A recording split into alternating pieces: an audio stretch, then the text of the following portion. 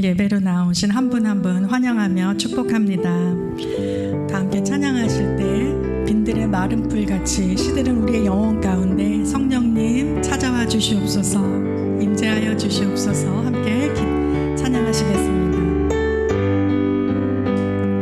빈들의 마른 풀같이 시들은 나의 영혼, 주님의 허락한 성령 간절히 기다리네. 가물어 메마른 땅에 단비를 내리시는 성령의 단비를 불어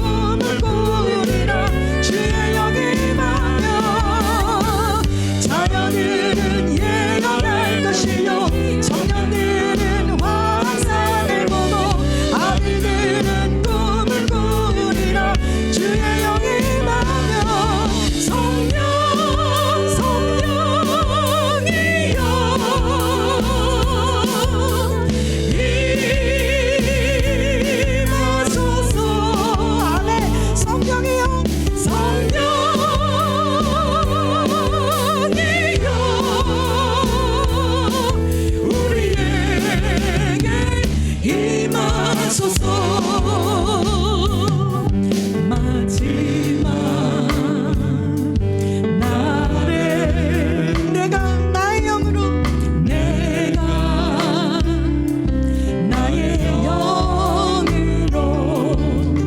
모든 백성에게 부어주리라.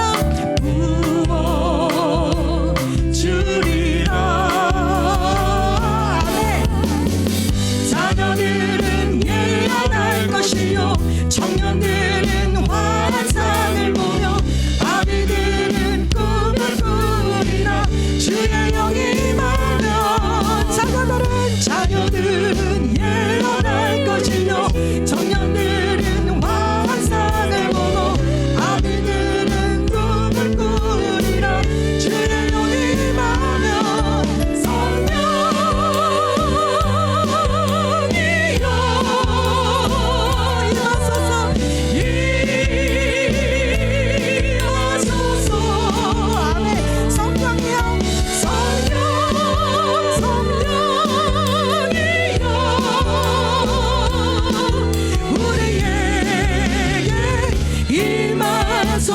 자녀들은 예언할 것이요 자녀들은 예언할 것이요 청년들은 환상을 보고 아비들은 꿈을 꾸리라. 주의 영이 임하면 자녀들은 예언할 것이요 청년들은 환상을 보고 아비들은 꿈을 꾸리라. 주의 영이 임하면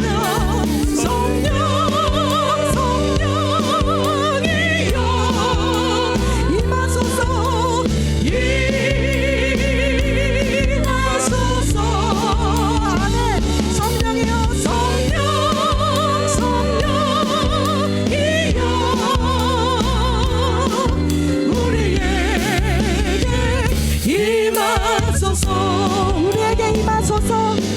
우리에게 임하소서. 우리에게 임하소서. 우리에게 임하소서. 아멘.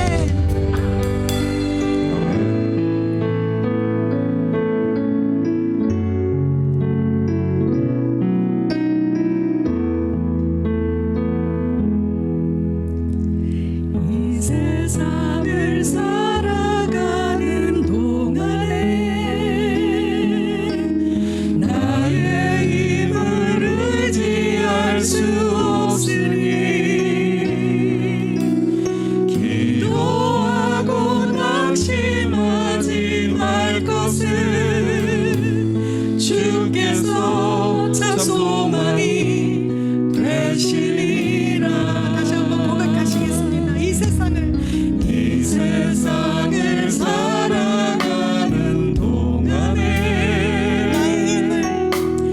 나의 힘을 의지할 수 없으니 기도하고 낙심하지 말 것을 주께서 참 소망이 되시리라. 하나님의 꿈이 나의 비전이 되고 예수님의 성품이 나의 인격이 되고 성령님의 권능이 나의 능력이 되길 원하고 바라고 기도합니다. 주의 길을 걸어가는 동안에 세상의 것 의지할 수 없으니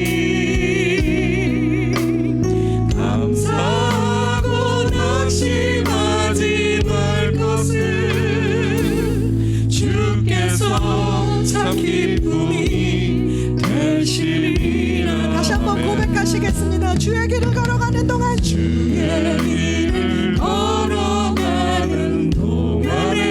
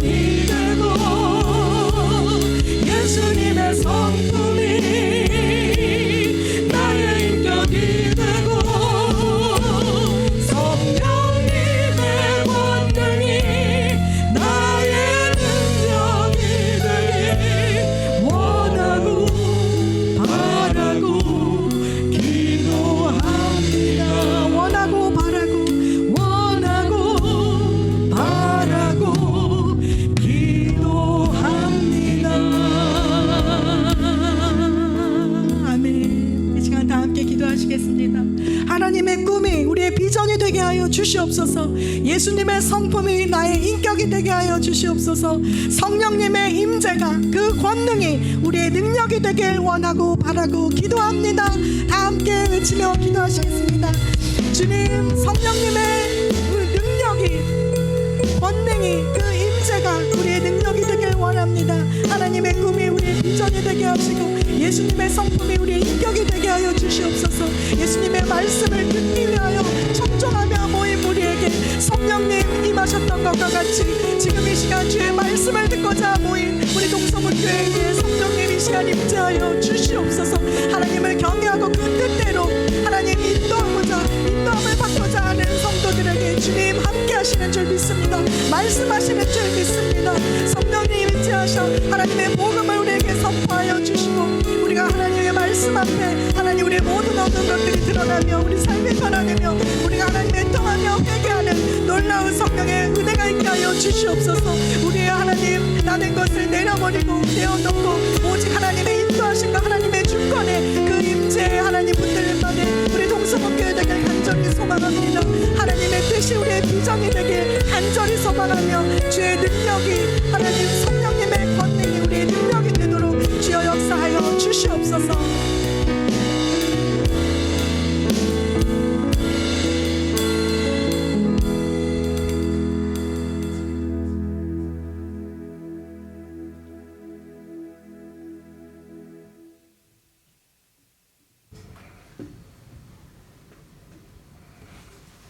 거룩하신 사랑의 하나님 감사합니다.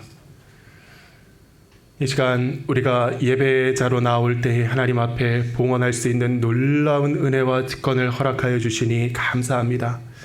만유의 주인이신 창조주 하나님께서 우리의 모든 것을 공급하시는 하늘의 아버지가 되시고 우리의 일거수일투족과 모든 발걸음이 하나님의 주권의 인도하심 가운데 있다는 믿음으로 우리에게 허락하신 모든 축복과 삶의 자원들을 하나님 나라를 위하여서 드릴 때에 주님께서 받으시고 오병이어의 기적이 일어나도록 주님의 역사를 이루어 가심을 믿는 믿음으로 살아가게 하여 주시니 감사합니다.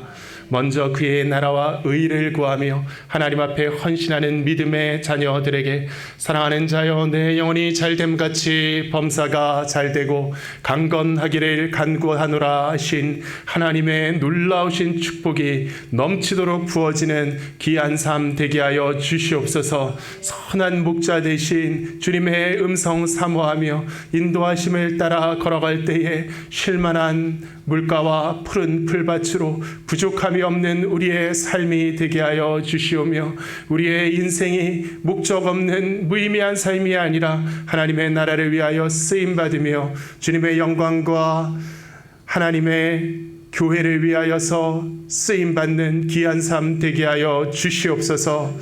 이 시간 우리의 예배 가운데 자정하시고 홀로 영광과 높임을 받아 주시기를 간구하오며 이 모든 말씀 우리 주 예수 그리스도의 이름으로 기도하옵나이다. 아멘. 오늘 하나님의 말씀은 신약성경 사도행전 10장 44절로 48절까지 말씀입니다. 오늘 본문을 함께 교독하겠습니다. 베드로가 이 말을 할 때에 성령이 말씀 듣는 모든 사람에게 내려오시니 베드로와 함께 온 할례 받은 신자들이 이방인들에게도 성령 부어 주심으로 말미암아 놀라니 이는 방언을 말하며 하나님 높임을 들음이러라. 이에 베드로가 이르되 이 사람들이 우리와 같이 성령을 받았으니 누가 능히 물로 침례 베풀음을 금하리오 하고 함께 읽겠습니다. 명하여 예수 그리스도의 이름으로 침례를 베풀라 하니라. 그들이 베드로에게 며칠 더 머물기를 청하니라. 아멘.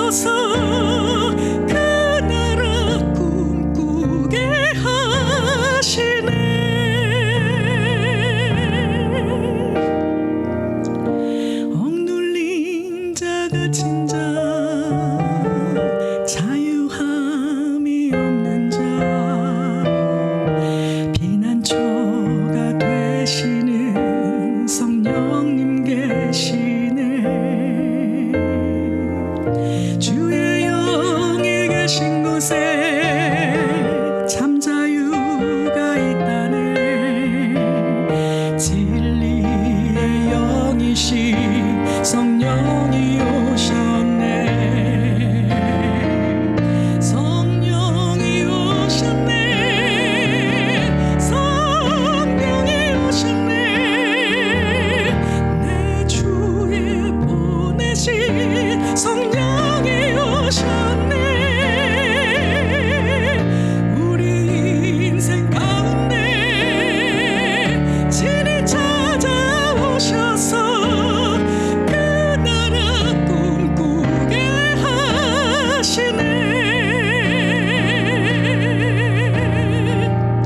우리 인생 가운데 진히 찾아오셔서 그 나라 꿈꾸게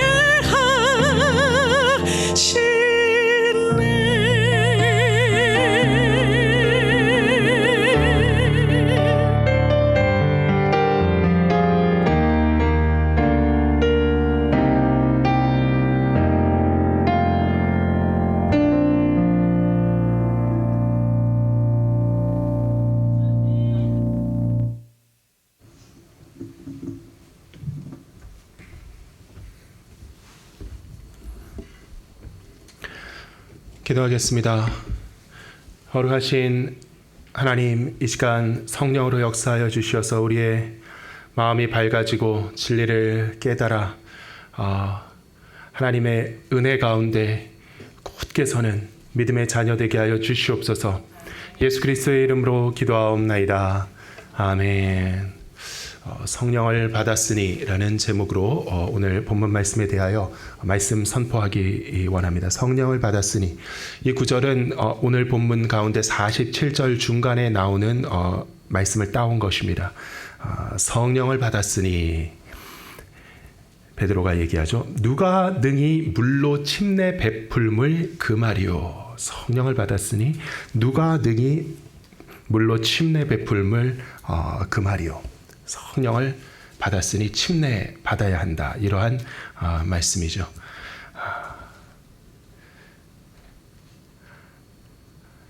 침례 안 받으신 분들 계십니까? 성령을 받으셨는데 침례 안 받으신 분 계십니까? 누가 능히 물로 침례 베풀물 그 말이요. 아무도 금하지 않는다고 말씀드리고 싶습니다. 이 말씀을, 이 문장을 보면은 우리가 지난주에 읽었던 사도행전 8장 본문의 한 구절이 떠오릅니다. 그때 우리가 빌립을 만났던 에디오피아 내시에 대해서 말씀을 읽었는데요. 사도행전 8장 36절에 예수 그리스도에 대한 빌립의 증거를 다 들은 그 내시가 이렇게 말하죠.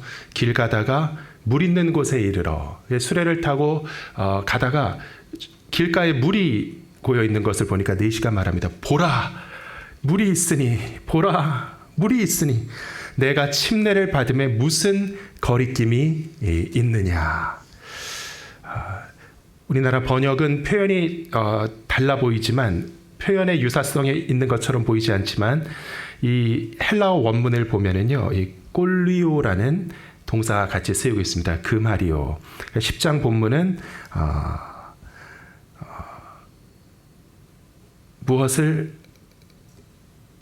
누가 물로 침례 받는 것을 그 말이요. 8장에도 똑같이 꼴리에이라는 동사가 있습니다. 보라, 물이로다. 무엇이 나를 침례 받는 것으로부터 그 말이요. 누가 내가 침례 받는 것을 그 말이요. 똑같은 표현. 이게 대응이 되는 것입니다. 첫 번째 사례에 보면은 에디오피아인 내시가 그리스도에 대한 빌립의 복음 증거를 듣고 나서 그 내용과 의미를 다 깨닫고 믿게 됐다는 것이죠. 그리고 스스로 자청합니다. 무엇이 그 말이요. 오늘 두 번째 본문은 본인이 아니라 그 사람들을, 그 고넬료의 집에서 성령을 받아가지고 막 방언을 얘기하기 시작하는 그 이방인들을 보고 있던 베드로가 그들이 하나님의 말씀을 듣다가 갑자기 성령을 받자 누가 그들의 물 침례를 그 말이요, 이렇게 이야기를 합니다. 그래서 여기서 우리가 성령을 받는다라는 표현을 주목하기 원합니다. 성령을 받는다라는 말이 아주 그 구체적인 특별한 어떤 용어로서 반복돼서 사용되고 있다는 것입니다. 성령을 받는다. 영어로는 receive the Holy Spirit 이란 단어죠. receive, 이거 받는다라는 말, 성령을 받는다. 헬라어에서는 람바노라고 하는 동사가 쓰여 있습니다. receive로 번역이 되고 있는데 람바노라는 것은 움켜쥐다, 붙잡다, 취하다, 받다 이런 의미죠. 람바노. 그래서 이게 계속 반복되고 있습니다. 8장에 빌립이 사마리아 선교한 다음에 사도들이 가서 그들에게 안수할 때 성령을 받도록 기도했다 할 때도 람바노 동사가 쓰이고요. 그들이 성령을 받기 위하여 안수하니, 그리고 그들이 성령을 받았다 할 때 계속해서 이 람바노라는 표현이 쓰이고 있습니다. 그리고 또 쓰이는 것이 내려오시니라는 표현이 쓰이죠. 내려오시니. 그것은 위에서 아래로 떨어진다는 얘기입니다. 위에서 아래로 떨어진다. fall upon으로 번역되고 있는 헬라어입니다. 떨어진다. 우리가 떨어진다라고 그러면은 무엇을 암시합니까? 보통 우리말에서 감이 떨어진다. 목사님 말을 잘 들으면은 자다가도 떡이 떨어진다. 이 떨어진다라는 말, 한국말에서 좀 뭘 암시하냐면 은혜를 암시하죠. 하늘에서 복이 떨어진다. 콩고물이 떨어진다. 돈이 좀 안 떨어지나? 뭐 이런 하늘에서 떨어진다라는 건 하나님의 축복과 은혜를 암시하는 그런 뉘앙스가 있습니다. 여기서 이 람바노라는 것은 성령을 붙잡다. 이런 방법으로 성령을 받다. 그래서 이런 표현, 이건 역시 은혜를 암시하는 표현인 줄 믿습니다. 내가 성령을 꽉 잡아서 내 힘으로 성령을 막 하늘에 떠다니시는 성령을 내가 잡아가지고 포획해서 나 성령 받은 사람이 되는 게 아니라 주신이 받는다라는 말씀입니다. 꽉 붙잡아서 성령을 받는데 그것은 하나님께서 우리에게 주신이 받는 하나님의 은혜를 암시하는 표현인 줄 믿습니다. 선물이라는 단어가 나오거든요. 45절에 이방인들에게도 성령 부어 주심으로 말미암아 놀라니 라는 구절이 있습니다. 근데 이것을 직역을 하면은 원문에는 도레아라고 해서 선물이라는 단어가 쓰이고 있습니다. 이방인들 위에도 성령의 선물이 쏟아 부어진 것을 보고 놀라니, 이런 표현을 한 것입니다.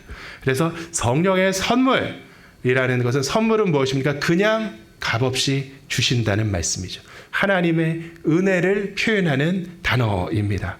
그래서 그것이 성령의 선물, 하나님의 은혜가 쏟아 부어진다라는 표현. 이것은 하나님의 은혜의 특성이죠. 아낌없이 값없이 주시되, 우리도 값없이 주는 게 있는데 값없이 줄 때는 아주 진짜 나한테 필요 없다는 거. 이거 진짜 값없이 줘도 되나? 진짜 나한테 필요 없는 걸 엄선해서 우리는 가끔 이렇게 선물을 쏘기도 하는데, 하나님의 은혜의 특징은 아무런 값없이 우리에게 주시는데 값어치가 떨어지고 싼 것이라서 그렇게 주시는 것이 아니라 너무나도 귀한 것이어서 우리가 도저히 값을 치를 수 없는 그 선물을 부어주시되 아낌없이 넘치도록 부어주시는 줄 믿습니다. 성령의 선물이 그들에게 쏟아 부어지는 것을 보고 놀라니, 하나님의 은혜의 선물인 성령을 하나님께서 은혜로 값없이 쏟아 부어주실 때 사람들은 잡는다. 어떻게 해야 된다고요? 람바노, 붙잡는다, 취하다 라는 동사를 주십니다. 근데 이것은 내가 성령을 포획한다는 뜻이 아니라 내 힘으로 잡았다라는 것이 아니라 불가능하죠. 우리가 물 한 줌도 손으로 잡을 수 없는 사람이 어떻게 영이신 성령님을 잡습니까? 하나님께서 선물로 주셨기 때문에 가능한 것이죠. 성령을 받는다는 것은 하나님이 은혜로 선물로 주시면 받게 되는 줄 믿습니다.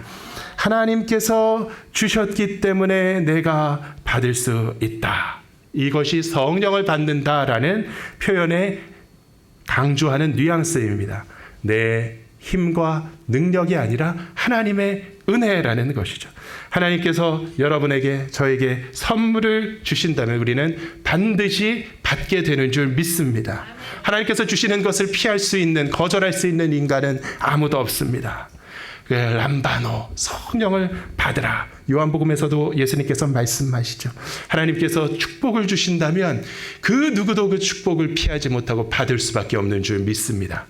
하지만 반대로 하나님께서 저주와 징계를 주신다면 그 누구도 하나님의 벌을 피할 수 없는 줄 우리는 믿습니다. 무엇이든 하나님께서 주시는 것을 우리는 반드시 받게 되는 줄 믿습니다. 그래서 성령은 선물이다, 이렇게 표현됩니다. 하나님께서 우리에게 값없이 은혜로 주시는 것이고, 그러므로 우리는 받을 수밖에 없는 것이고, 받으면은 람바노, 꽉 받아서 강력하게 우리의 소유가 된다는 것이죠. 한번 받은 성령은 우리 것이 된다. 이것이 아주 특별하게 사용되는 성령 받는다라는 표현의 의미입니다. 하나님의 은혜, 하나님의 구원은요, 누구 겁니까? 뭐 하는 겁니까? 받는 것. 그것은 나의 것인 줄 믿습니다. 그 누구도 빼앗을 수 없는 하나님이 선물하신 나의 것인 줄 믿으시기를 주님의 이름으로 축원합니다. 하나님께서 주셨기 때문에 내가 붙잡을 수 있었던 것이기에 그것은 나의 것, 가장 강력한 의미로 나의 소유, 하나님의 성령 받으신 귀한 성도이시기를 예수 그리스도의 이름으로 축원합니다.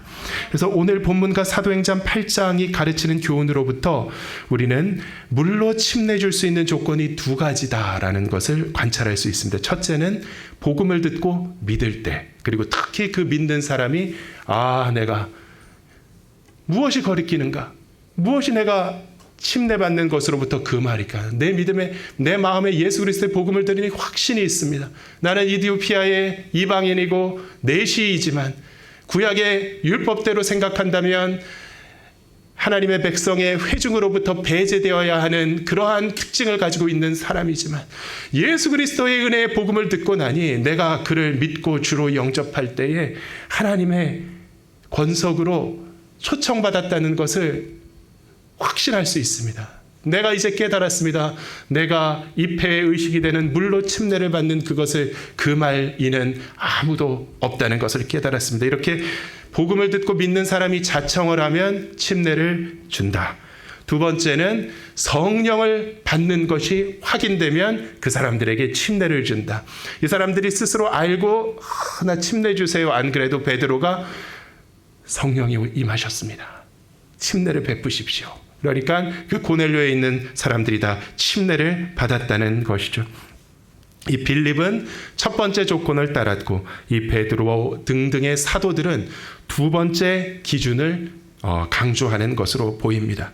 그래서 이 두 조건, 믿음의 고백과 성령을 받는다는 것은 서로 구분되긴 하지만 별개의 두 사건이 아니라 동전의 양면과 같이 수반되는 사건인 줄 믿습니다. 복음을 믿는 사건과 성령을 받는다는 두 가지 경우에 침례를 주는구나가 아니라 사실은 핸드 인 핸드, 손에 손잡고 같이 가는 것이죠. 성령을 받으면 복음이 믿어지고 복음을 믿으면 성령이 역사한 것이다. 그래서 오늘 본문 첫 절에 보면은 베드로가 이 말을 할 때에, 베드로가 뭐 할 때예요? 이 말을 할 때에 성령이 말씀 듣는 모든 사람에게 내려오시니, 누구에게 내려오셨다고요? 말씀 듣는 모든 사람에게 성령이 내려오시니. 성령이 임하시고 성령을 받는 필수 조건은 무엇입니까? 이 말의 선포와 이 말의 청취가 되는 것입니다. 이 말은 베드로가 무슨 말을 했는지 앞에 보면 나오는데 복음을 증거했습니다. 예수 그리스도의 복음을 선포했습니다. 복음을 듣는 모든 사람에게 성령이 임하셨다라는 것이죠. 그래서 사도행전 8장에 빌립의 사마리아 선교 사건이 나오는데 조금 특이한 사례입니다. 빌립이 사마리아에 가서 복음을 전합니다. 많은 이적들을 행했습니다. 그리고 공생애 때 예수님이 생각나는 것과 같은 사건들이 벌어졌는데 귀신이 소리를 지르며 떠나가고 중풍병자와 못 걷는 사람들이 나왔다. 이 엄청난 기적이죠. 중풍병자가 일어났다. 못 걷는 사람들이 나았다. 초자연적인 이적이 벌어집니다. 전도함을 믿고 남녀가 다 침례를 받았습니다. 그런데 그 소식을 들은 예루살렘의 사도들이 베드로와 요한을 그곳에 파견하자 베드로와 요한이 가서 보니 주 예수의 이름으로 침례만 받았을 뿐 아직 아무도 성령 받은 사람은 없다는 것을 확인했습니다. 그래서 기도를 하고 안수를 하니 사람들이 성령을 받았다. 여기서 성령을 받았다라는 사건과 빌립이 기도할 때 중풍병자가 낫고 안진뱅이가 일어서는 그 표적과 이사가 나타났던 사건을 구분하고 있습니다. 귀신이 막 떠나가는 사건, 누구의 역사죠? 성령 하나님의 역사입니다. 그것도 성령의 역사입니다. 병자가 고침을 받는 것도 성령의 역사입니다. 하지만 성령의 역사하심으로 병이 나았지만 그것은 아직 성령을 받은 것은 아니다라고 구별을 하고 있는 것이죠. 아주 특별한 경우에 침례받고 성령 받는 사례가 있습니다. 그런데 이것은 순서가 바뀔 수 있다, 뭐 따로 분리된다는 것을 강조하는 것이 아니라 복음을 믿음과 성령을 받는다는 것이 보통은 함께 가는 것이지만 개념적으로 구분은 할 수 있다는 것을 우리에게 가르쳐 주는 것입니다. 복음을 믿는 것은 성령으로 가능하지만 복음을 믿는 것은 복음을 믿는 우리의 경험이고 성령을 받는다는 것은 또 다른 사건이라는 것이죠. 그래서 믿으면 구원받는데 성령 받으면 믿게 되고 구원받는 것입니다. 그래서 이것은 동시적인 사건이지만 구분조차 불가능한 사건은 아니라는 것이죠. 우리가 믿을 때 믿음은 믿음이고 성령은 성령인 줄 믿습니다. 그러니까 성령은 계시다는 겁니다. 우리의 눈에 안 보이더라도 믿고 살아가는 성도들에게 성령은 계시다. 그냥 우리가 믿으면 그만이지 믿음과 똑같은 것이니까 하고 넘어가는 것이 아니라 성령님께서는 살아 계시고 우리와 함께 계시다는 것을 명시하는 것입니다. 확실히 살아 계시고 확실히 우리 안에 거하시며 역사하십니다. 성령의 역사를 다른 현상으로 환원하고 믿음과 완전히 등치시킨다던가 성령의 존재를 희미하게 만들면 안 됩니다. 믿음 안에서 항상 성령님이 우리 가운데 의식되어야 한다는 것입니다. 그 사람이 신정한 구원을 받았는가, 그것을 가늠하는 기준은 성령을 받았는가에 있습니다. 그것은 동전의 양면과 같습니다. 구원을 받고 믿는 현상이 항상 성령으로 일어난다는 것이죠. 그래서 이 성령을 받는다라는 표현을 정확하게 이해하는 것이 중요합니다. 구원을 정의하는 성령의 표현입니다. 성령을 받았다라는 것은 구원받았다라는 말과 똑같다는 것이죠. 이에 베드로가 이르되 이 사람들이 우리와 같이 성령을 받았으니 누가 능히 물로 침례 베풀물 그 말이요. 확실히 지금 이 사람들에게 구원이 임했으며 우리와 똑같아졌고 기독교에 입교할 수 있다라는 증거가 된다는 것이죠. 그래서 우리가 이 성령을 받았다라는 의미를 깨닫고 체험하는 귀한 성도 되시기를 예수 그리스도의 이름으로 축원합니다. 이 성령을 받는다는 것은 무엇을 의미하는가? 반드시 복음이 선포될 때 성령께서 받아주신다는 것. 우리가 복음을 들을 때 성령을 받을 수 있다는 것입니다. 말씀 없이 성령이 역사할 수 있습니다. 믿지 않는 사람에게 빌립처럼 기도해가지고 귀신을 쫓을 수 있고 병을 고칠 수 있습니다. 하지만 그것은 성령이 그를 만지시면서 특정한 방법으로 그의 어떠한 삶에 역사하시는 것이 성령을 받는 것은 아닙니다. 성령을 받는 것은 복음과 함께 가야 된다. 복음을 믿는 구원의 사건이 일어나는 그 계기가 바로 성령을 받는 사건입니다. 첫째, 그러므로 이 성령을 받을 때 성령의 역사는 우리의 은혜의 구원을 완성하시는 역사인 줄 믿습니다. 복음이 선포될 때 그 복음을 듣는 사람 위에 성령님은 임하시죠. 뗄래야 뗄 수 없는 것입니다. 베드로가 이 말을 할 때에 성령이 말씀 듣는 모든 사람에게 내려오셨다. 갈라디아서 3장 2절에 바울 사도가 이렇게 얘기하죠. 내가 너희에게 다만 이것을 알려 하노니 너희가 성령을 받은 것이 율법의 행위로냐 혹은 듣고 믿음으로냐. 성령을 받은 것이 율법의 행위로냐 듣고 믿음으로냐. 성령을 받는 것이 이 갈라디아 교인에게도 똑같이 복음을 듣고 믿음을 통해서 성령 체험이 일어났다는 것입니다. 그래서 여러분, 믿으면 무슨 일이 벌어집니까? 구원을 받는다. 그런데 어떻게 우리가 믿을 수 있습니까? 성령께서 우리 가운데 강권적으로 역사하실 때 진정한 믿음이 생겨나는 줄 믿습니다. 사람은 하나님의 형상대로 지어진 탁월한 존재입니다. 우리는 복음을 들으면 믿을 수 있는 잠재의 능력이 있습니다. 하나님의 본성은 하나님은 영이시라는 데 있죠. 하나님은 영이시며 탁월한 지성이십니다. 말할 수 없는 지혜와 무한하신 지성이 있으신 분이죠. 모든 것을 아시고 이 세상을 창조하실 때 얼마나 아름답고 지혜롭게 지으신 줄 모릅니다. 하나님과 같이 인간에게도 탁월한 지성이 있습니다. 누구나 복음을 이해할 수 있는 능력이 있습니다. 하지만 모두가 복음의 진리를 듣는다고 믿는 것은 아니라는 것이죠. 왜냐하면 우리 안에는 양심이 부패하고 타락했기 때문입니다. 서양 철학의 가르침은요, 이성을 강조합니다. 훌륭한 사람은 이성이 주도하는 사람이다. 온전히 냉철하게 자기의 지성이 가르치는 대로 믿고 받아들이면 된다. 우리의 생각과 이성을 따르면 되는데 사람들은 그러지 못한다는 거죠. 다른 동기가 있기 때문입니다. 우리가 무엇이 옳고 그른지를 알지만 내 욕심이 있기 때문에 진실을 부정하죠. 가장 인간에게 있어서 강력한 동기, 그냥 솔직히 말해서 제 생각에는 자만심인 것 같습니다. 성경에서는 교만이라 그러죠. 내 안에 있는 교만이 나를 지배합니다. 자기를 이상화시키고 싶어 합니다. 나는 항상 내가 멋있는 사람이었으면 좋겠다. 스스로 높아지고 싶었습니다. 남들에게 자랑할 거리가 있으면 기분이 좋더라고요. 누가 나를 찬양하고 박수 쳐주고 우러러보면은 너무 좋아요. 그러한 욕망이 모든 인간에게, 제 얘기뿐만 아니라 우리 모든 사람에게는 강력하게 작용한다는 것이죠.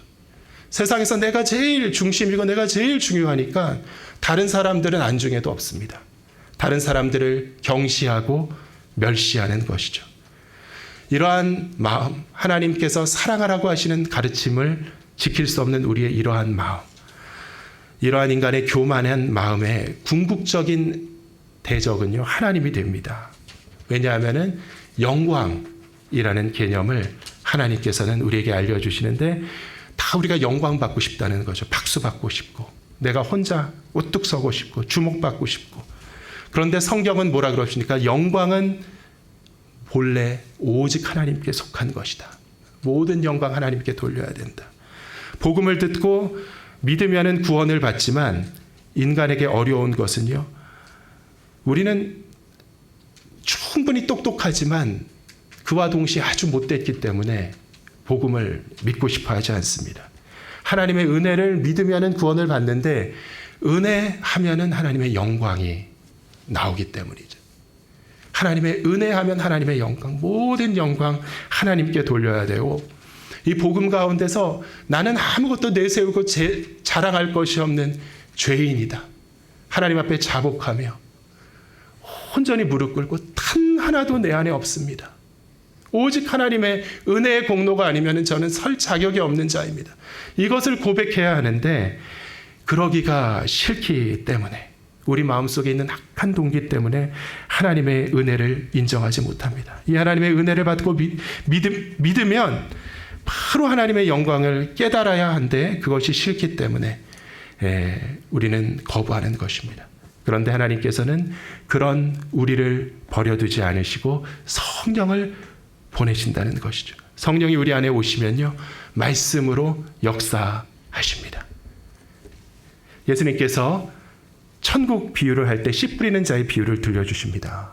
농부가 밭에 씨를 뿌리는데 길가와 돌짝밭과 가시덤불 그리고 좋은 흙에 떨어졌다. 그런데 다른 데 떨어진 씨들은 제대로 자라지 못하고 열매 맺지 못했지만 좋은 흙에 떨어진 씨앗만 자라서 100배 혹은 60배 혹은 30배의 열매를 맺었다라고 가르치십니다.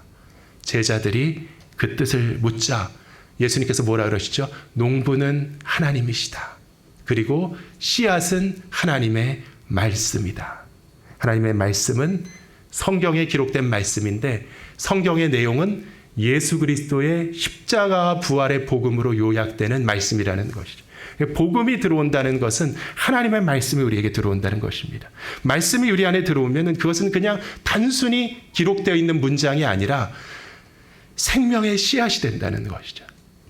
예수의 복음이 우리 안에 들어오면 이게 가만히 있는 게 아니라 예수 십자가 부활 거기서 그냥 외워 믿어 아멘 그리고선 그 상태로 있는 것이 아니라 한 달란트를 땅에 묻어놓은 그 종의 경우처럼 계속 그 안에 그대로 있는 것이 아니라 이 복음은 우리 안에 들어오면은 꿈틀꿈틀 살아서 움직이기 시작한다는 것입니다.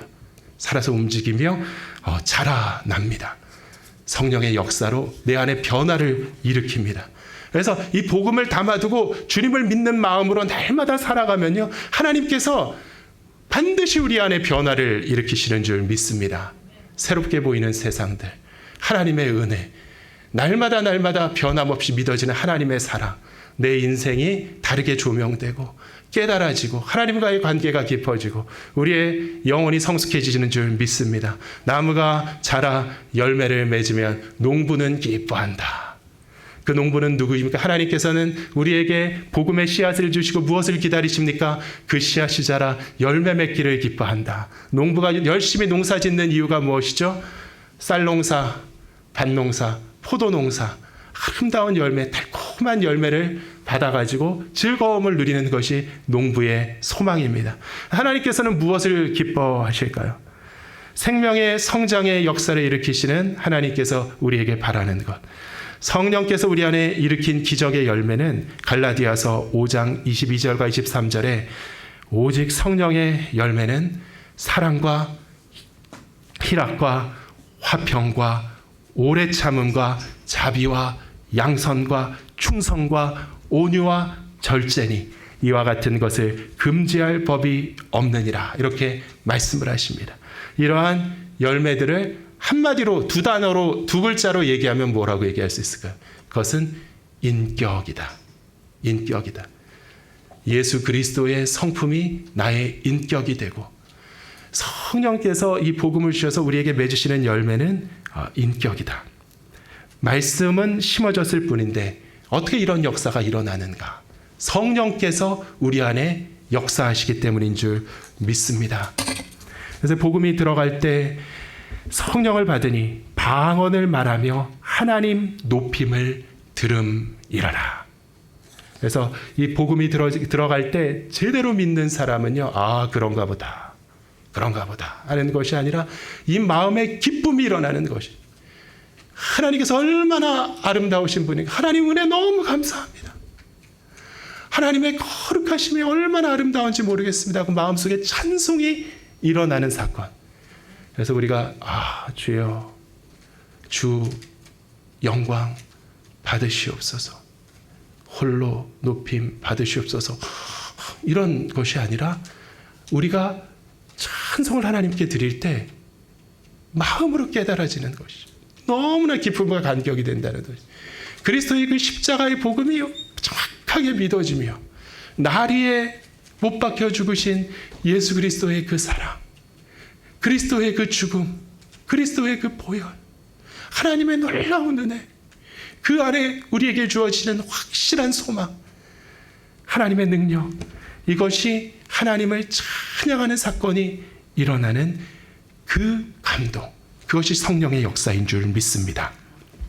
내면에 믿음으로 구원받는 사건을 이루고 완성하시는 분이 성령님입니다. 두 번째 비슷한 말씀인데, 성령 받는다는 것은 고유한 구원의 역사를 지시하는 말씀이다 그랬죠. 내면에 변화시키는 것입니다. 그래서 빌립이 선교할 때 귀신을 쫓았죠.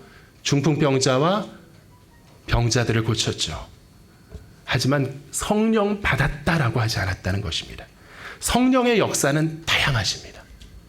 엄청난 모든 기적들을 행하실 수 있습니다. 성경에 나와 있는 모세가 이스라엘 백성들을 애굽에서 인도할 때 하나님께서 보여주셨던 10가지의 이적, 누가 하신 걸까요? 성령께서 하신 겁니다.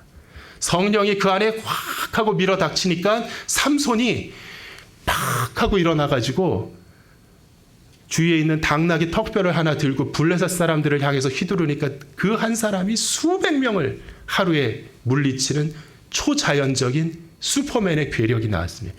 그거 누가 하실 수 있습니까? 성령께서 하실 수 있는 것입니다. 하지만 성경은, 신약 성경은, 사도행전은 성령의 이 무한하신 능력 가운데 한 가지만 주목합니다. 그것은 무엇이냐?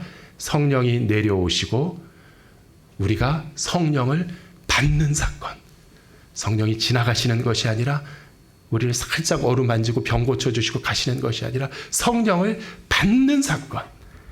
스치고 지나는 것이 아니라 성령을 꽉 붙잡는 사건. 이것이 바로 복음을 믿는 믿음의 사건과 함께하는 구원의 사건이라는 것이죠.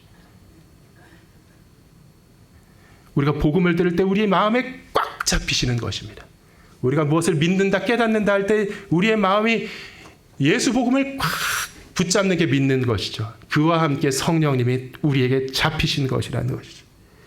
그래서 모든 우리의 삶에 병도 고치시고 문제도 해결하시고 필요한 것을 공급하시고 성공케 하시고 승리케 하실 수 있는 분도 성령님이지만 제일 중요한 거, 우리의 마음속에 구원의 변화를 일으키시는 그 역사, 그것이 성령이신 줄 믿습니다.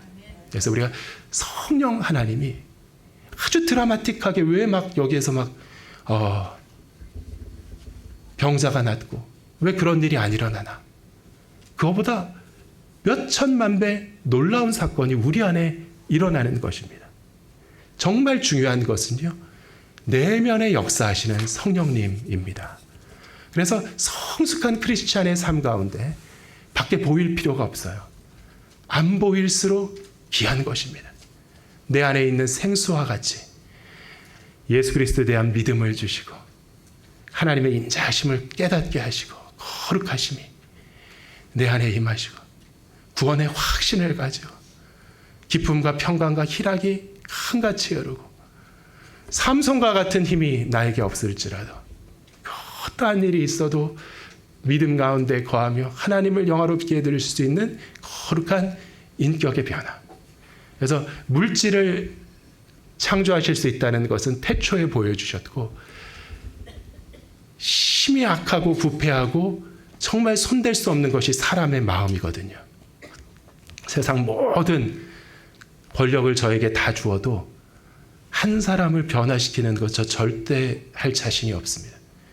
그래서 가정에서 폭군처럼 군림하면서 자녀들을 잘 키워야 되겠다. 이렇게도 해보고 저렇게도 해보고 벌도 세워보고 돈도 줘보고 구타도 해보고 위협도 해보고 마음을 바꿀 수가 없는 거예요. 저 자신을 봐도 그래요. 제 부모님과 여러분들이 저를 위해서 기도도 하시고 애를 많이 쓰셨어요. 어떻게 하면 죽어라 말을 안 듣죠.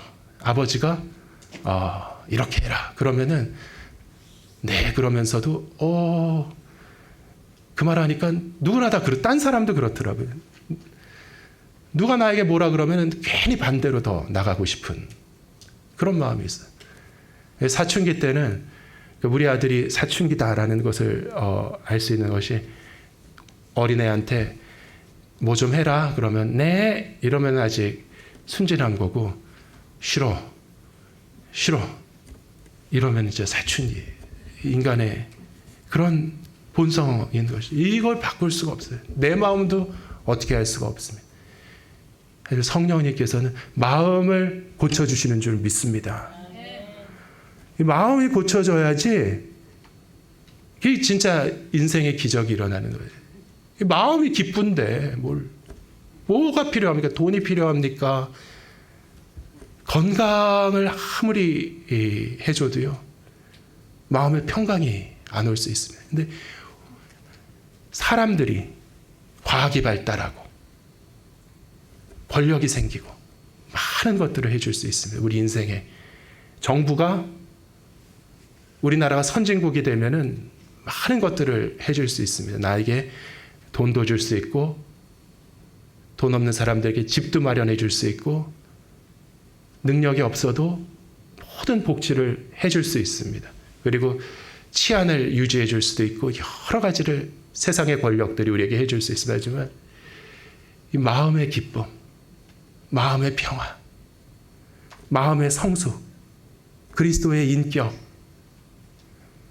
아무리 용을 쓰고 회초리를 들든 돈을 주든 교육을 시키든 사람의 힘으로 안 되는 것이거든요.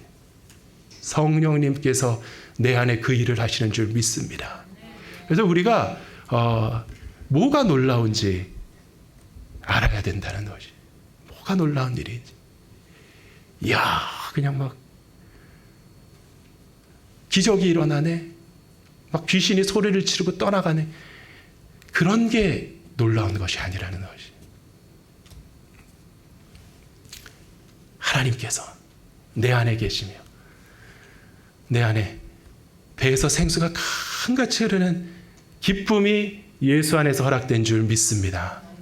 예수 믿으면서 딴 거 구하지 말고, 주여, 은혜의 복음을 믿어주고 하나님의 사랑의 확신으로 깨달아지고 하늘에서 부어지는 성령의 은혜로 내 마음에 평강과 기쁨과 사랑이 샘솟고, 어떤 일이 있어도 거룩한 그리스도의 인격을 가지고 살아가는 사람들은 고난과 환난과 역경이 있을지라도 그것이 고통에 그치는 것이 아니라 우리를 정금과 같이 연단하며 더욱더 아름답고 거룩하고 행복하고 성숙하고 견고한 하나님의 자녀로 만드시는 줄 믿습니다. 그 은혜가 여러분에게 임했습니다. 성령을 받으라. 믿음으로 성령을 받으신 줄 믿습니다. 이 받는다, 잡는다는 것은 그냥 뚫고 지나간다는 게 아닙니다. 한번 잡히신 성령님은, 그래, 꽉 잡혔다. 내가 너희의 소유가 되었다. 아버지 하나님이, 성자 하나님이 너희에게 보낸 선물이 바로 나다. 너와 영원히 함께하며 우리 안에 거룩한 은혜의 역사를 일으키며 날마다 기쁨으로 주장하시는 거룩한 성령님을 믿으시기를 예수 그리스도의 이름으로 축원합니다. 이 시간 다 함께 일어나셔서 원하고 바라고 기도합니다. 우리 이 신령으로 사모하기 원합니다. 원하고 바라고 기도합니다. 성령의 능력이 우리를 주장하여 주시옵소서. 살아가는 동안에 나의 힘을 의지할 수 없으니 기도하고 낙심하지 말 것을 주께서 참 소망이 되심이라. 주의 길을 걸어가는 동안에 세상의 것 의지할 수 없으니 감사하고 낙심하지 말 것을 주께서 참 기쁨이 되심이라. 하나님의 꿈이 나의 비전이 되고 예수님의 성품이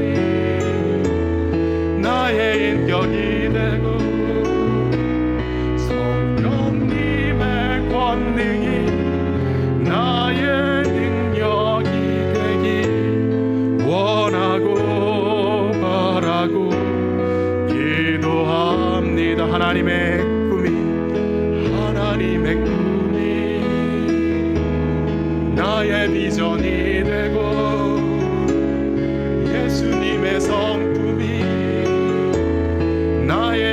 능력이 되고 성령님의 권능이 나의 능력이 되길 원하고 바라고 기도합니다. 원하고 바라고 기도합니다.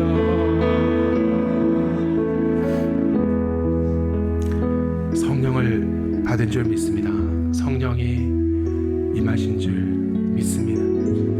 성령을 붙잡을 때 믿음이 역사하고 거룩한 하나님의 성품이 우리에게 지어지는 그 생명을 위하여서 영원히 세상 끝날까지 성령 하나님께서 우리와 함께 하시는 줄 믿습니다. 그 확신을 가지고 살아계신 성령님, 보이지 아니하지만 만져지지 아니하지만 보여줄 수 없지만 내 안에 생수와 같이 담비와 같이 역사하시는 성령님을 믿고 따르는, 두려워하며 순종하며 높이고 찬양하는 그 믿음으로 살아가기 원합니다. 성령님 역사하여 주시옵소서. 기도하겠습니다. 주여,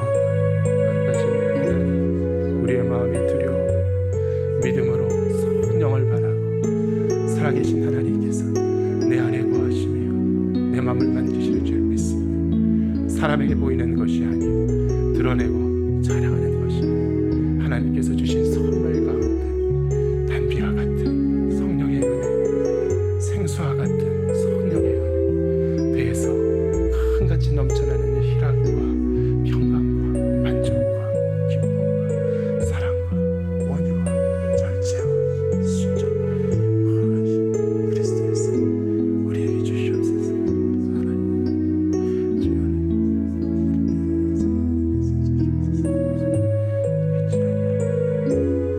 알지 아니하며 역사하시는